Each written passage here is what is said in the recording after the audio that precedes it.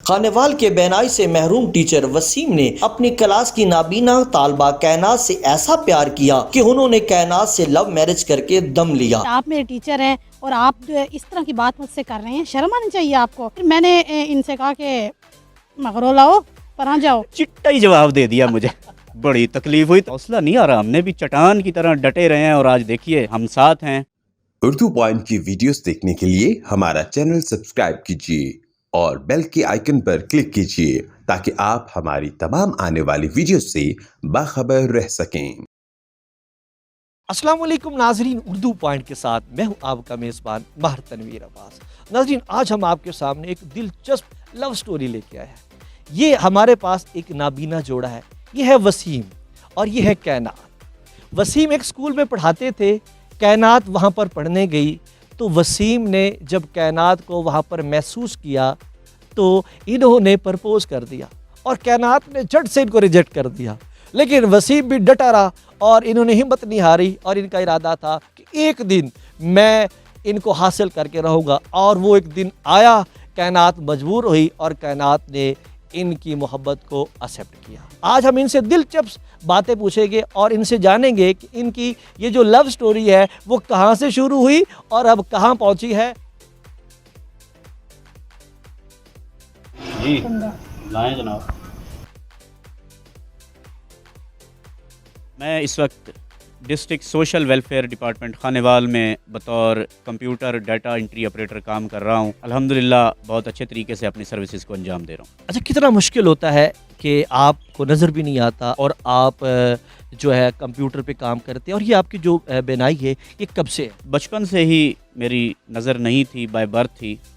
और उसके बाद फिर पढ़ाई की है, पढ़ा लिखा है तो, लेकिन बहुत सी मुश्किलात आई और अब भी हैं, लेकिन अल्हम्दुलिल्लाह उनसे हम नबर्द आज़मा होते हैं। उनसे हम जो है उनको बड़ी हिम्मत और हौसले के साथ उनका मुकाबला करते हैं और अल्हम्दुलिल्लाह बहुत अच्छी ज़िंदगी गुजार रहे हैं। वसीम साहब, आपने अपनी पढ़ाई का जिक्र किया, पढ़ाई से स्टोरी शुरू करते हैं। आपने पढ़ाई करके तो आप जब स्कूल में पढ़ाने गए तो वहाँ पे कैनात से कैसे मुलाकात हुई, उस मंज़र कैसे था, कैसे महसूस किया? तनवीर साहब, बड़ा दिलचस्प सा सवाल किया है आपने और इसको मैं इस तरह से कंक्लूड करूँगा कि जॉब की तलाश तो यकीनन हर शख्स करता है और मैंने भी ग्रेजुएशन के बाद जो है मेरा भी यही काम था कि मैं अपने लिए कोई रोज़ी रोटी तलाश करूं, क्योंकि घर में मैं सबसे बड़ा हूं, फिर उसके बाद बहन भाई हैं, वालिदैन हैं। तो हमारा एक इदारा था, वहाँ पर मैं पढ़ाता था मुल्तान में, URF के नाम से फाउंडेशन है, अब भी चल रही है। मैं उसके एग्जीक्यूटिव का हिस्सा हूँ इस वक्त। पहले दिन ही इनकी क्लास मुझे दी गई तो मैंने जब ज़ाहिर है जब एक नया शख्स होता है या कोई भी जाता है तो वो इंट्रोडक्शन करवाता है अपना, और फिर उसके बाद मैंने अपने स्टूडेंट्स से जो है वो इंट्रोडक्शन लिया। तो सब ने इंट्रोडक्शन करवाया लेकिन इन्होंने नहीं दिया। ये वजह ये ख़ुद बताएँगी कि इन्होंने क्यों नहीं दिया। आया कि कोई हिचकिचाहट थी, कोई कन्फ्यूजन थी, कोई शर्म आ रही थी। और जब मैंने इनको प्रपोज़ किया, अपनी मोहब्बत का प्रपोज़ल दिया, तो इन्होंने चिट्टा ही जवाब दे दिया मुझे। बड़ी तकलीफ़ हुई तनवीर साहब, बड़ी तकलीफ़ हुई। लेकिन फिर हौसला नहीं आ रहा। हमने भी चट्टान की तरह डटे रहे हैं और आज देखिए कि हम साथ हैं।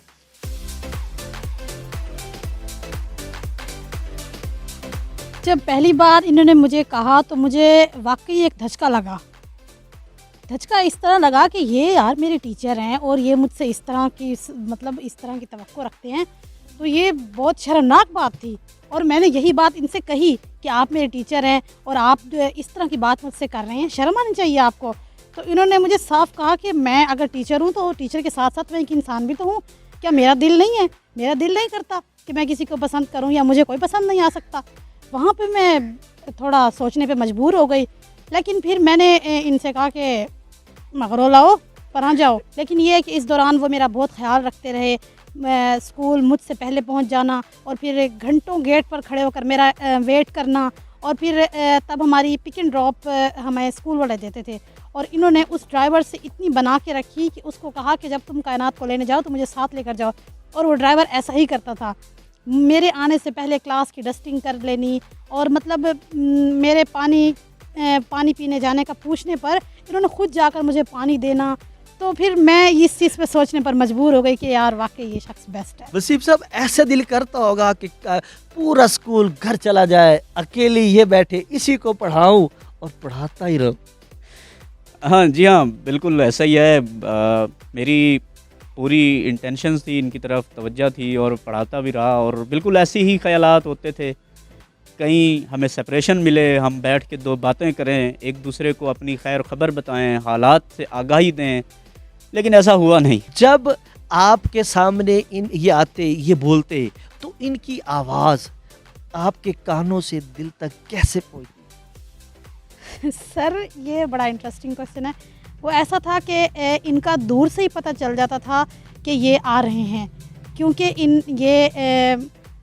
शायद पता नहीं, मुझे ये बात करनी चाहिए, ये परफ्यूम लगाया करते थे एक, उसी के उससे मुझे पता चल जाता था। ये दूर भी होते थे ना, तो मुझे अंदाज़ा हो जाता था कि ये आ गए हैं। आपकी स्टोरी अंडरस्टैंडिंग हो गई, उसके बाद आप लोगों ने अब फैमिली को कैसे इम्प्रेस किया, आपने अपने पेरेंट्स को क्या कहा, और वो उनके पास कैसे, किस लेवल से मैसेज लेके गया, और क्या आगे उनकी आपस में अंडरस्टैंडिंग? देखिए, हमने अपनी फैमिलीज़ से बात की।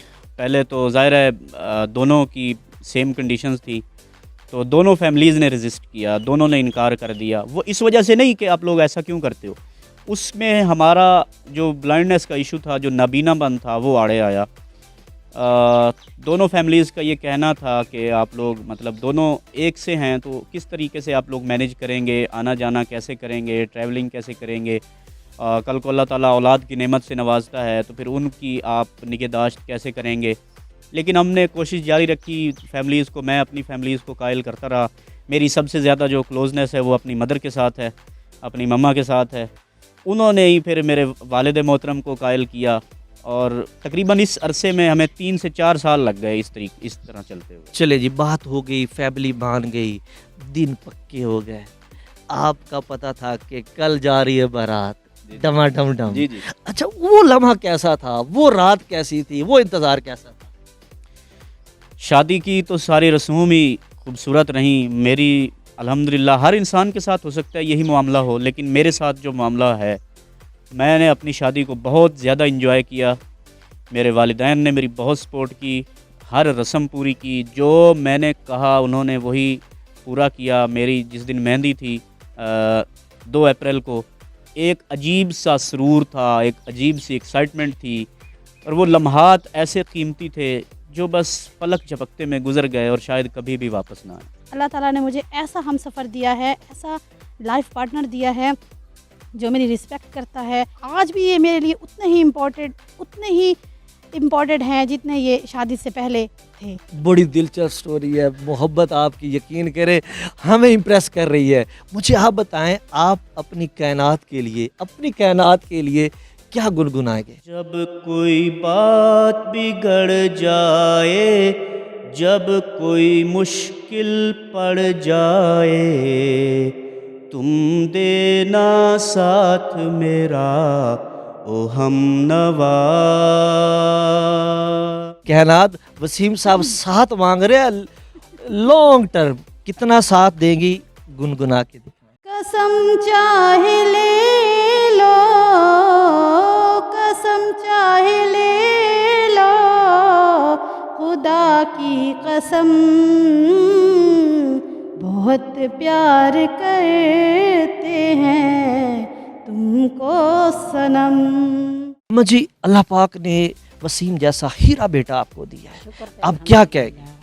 शुक्र ते अल्हम्दुलिल्लाह, अल्लाह मियाँ ने जो दी है बरात, शुक्र करना चाहिए। तू अच्छा बेटा अल्लाह किस नूं दिता है, मैनू दिता है। शुक्र ते अल्हम्दुलिल्लाह, इतने अच्छे, इतने नेक, इतने मैं कल्ली छोड़ा, मैं इतों भाग वंजन 5-6 साल पहुँचाया, तो ला के अपने दिल ते, अपने सिर ते, अपने हिम्मत ते आंदा ही रही है, बहदा ही रही है।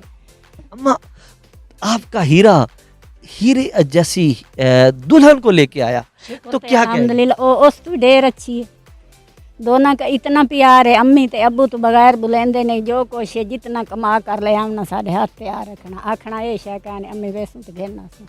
अच्छा, अक्सर होता है वालदैन के लिए औलाद औलाद होती है, लेकिन माजूर जो बदकिस्मती से हम कहते हैं, वो बच्चे जो है ना माँ बाप के लिए अक्सर बोझ बनते हैं। मैं यहाँ देख रहा हूँ ये बोझ नहीं बल्कि आपका सहारा बड़ा बने। बोझ कोई नहीं, मेरे जितने भी हैं शुक्र ते अल्हम्दुलिल्लाह मालिक नु जिवें मंजूर है मैं खुश हूं ओदे नाल, ओदी जात ते मैं खुश हूं।